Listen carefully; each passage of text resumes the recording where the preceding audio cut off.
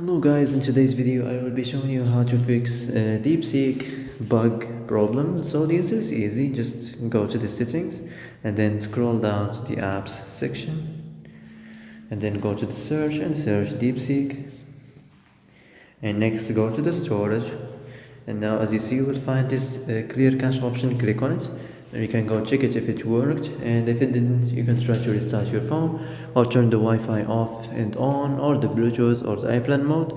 Also you can try to clear data, but be careful. If you clear data, all the Deepseek's data will be deleted. This includes all files, the settings, the accounts, the databases, etc. So be careful if you want to clear your data. So that's it for today's video. I hope this is the answer you've been looking for. If you like this video, don't forget to like and subscribe, and see you in the next video.